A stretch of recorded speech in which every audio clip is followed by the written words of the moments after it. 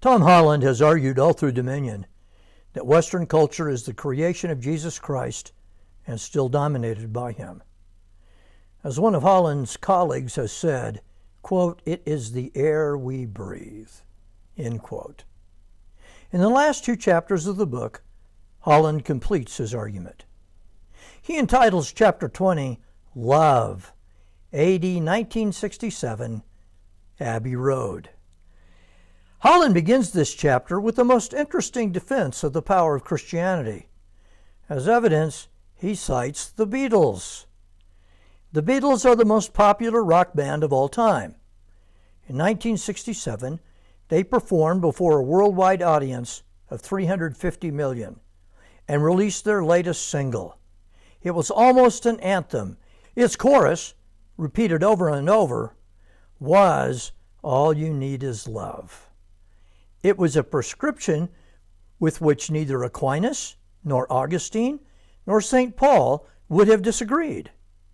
The same sentiment was being expressed in America by an orator of genius with an unrivaled mastery of its cadences. Martin Luther King was an apostle of love.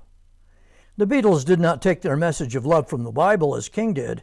They took it for granted. Like modern Westerners, they did not realize that their understanding of love was drawn from the Christian heritage. The rights movements in America came to involve not only blacks, but women and homosexuals as well.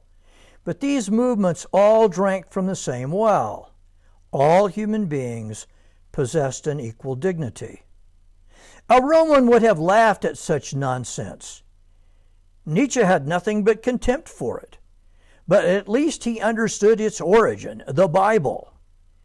In 1971, John Lennon wrote the anthem of atheism, the song Imagine. But Lennon's atheism was unmistakably bred of Christian marrow. So too was the greatest concert of all time in 1985, Live Aid. It was designed to raise money for suffering Africans. Why would rich Western rock stars raise money for poor black people on another continent? The answer was their Christian past. Holland devotes a good portion of this chapter to the spectacular growth of Christianity in Africa. In 1900, about 10 million Africans called themselves Christians.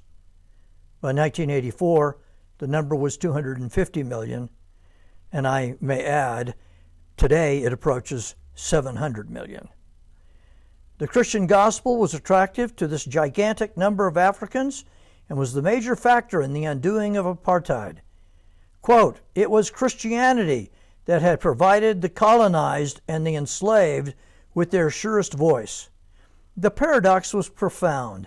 No other conquerors, carving out empires for themselves, had done so as the servants of a man tortured to death on the orders of a colonial official." End quote.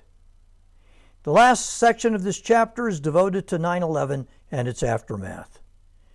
George Bush could not understand why people of Muslim background would carry out such an attack.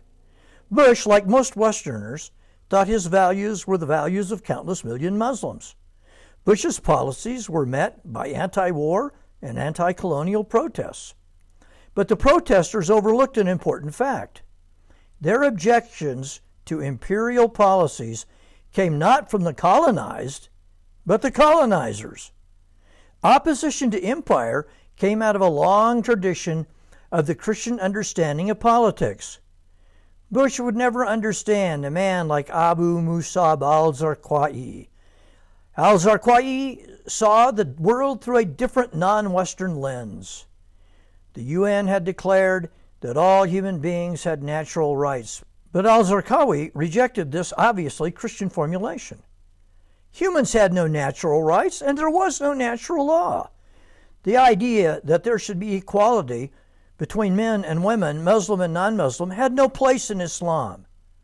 Bush thought his values were universal. They are not.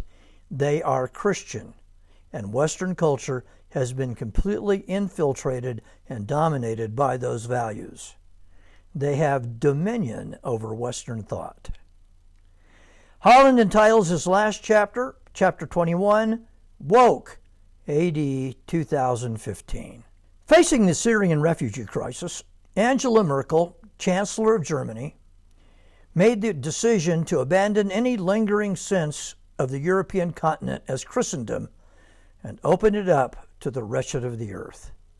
She had absorbed a morality that she thought was universal. And she said, quote, Islam in its essentials was little different from Christianity, end quote. What she did not realize was that Germany remained in its assumptions about how a society should best be structured, profoundly and distinctively Christian. She was unwittingly demanding that for Muslims to enter European society, they had to twist their religion into something decidedly different. They had to submit to a society of human laws rather than the laws of Allah. Secularism was not neutral. It was produced by the sweep of Christian history. The West had become skilled at repackaging Christian concepts for non-Christian audiences.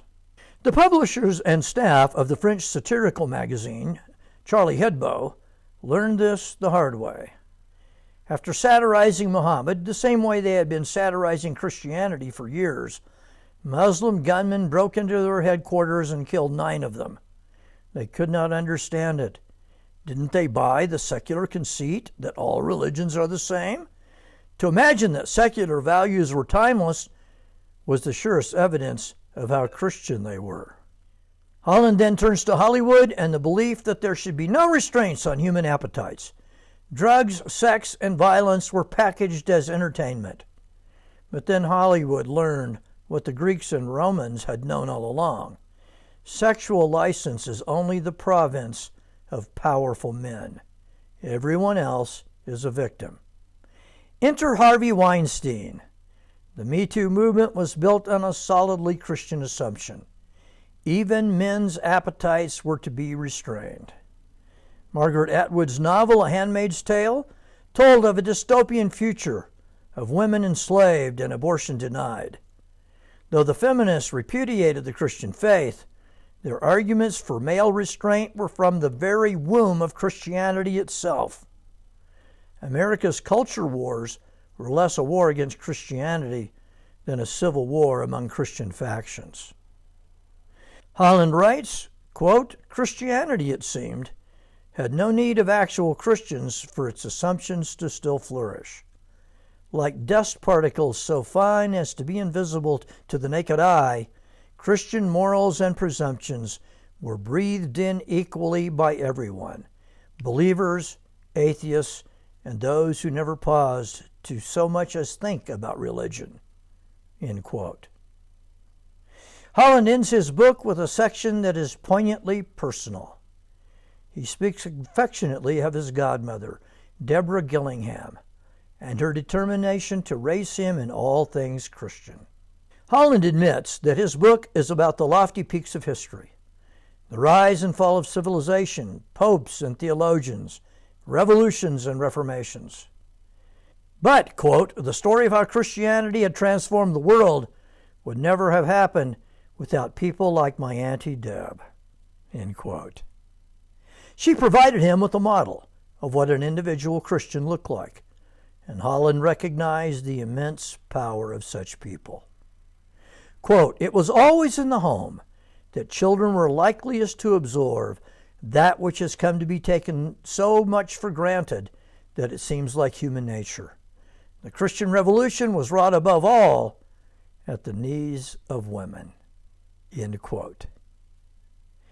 Christianity, Holland says, is the most influential framework for making sense of human existence that has ever existed.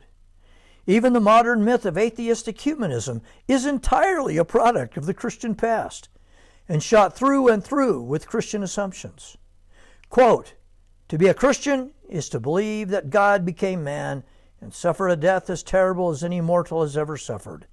That is why the cross remains what it has always been, the fitting symbol of the Christian Revolution. End quote. This is a powerful book. Even as I put finishing touches on this last video, one of the world's best-known public intellectuals and a woman of iconic status, Ayan Hirsi Ali, has announced she has become a Christian, and she credits Holland's book as a factor in her conversion. Anyone who reads this book should, at the very least, acknowledge their debt to Jesus Christ and his disciples who built this fabulous culture. Allow God to speak to you this day. Let the truth of Jesus Christ's immense and transcendent power wash over your soul. Grant him dominion over your life.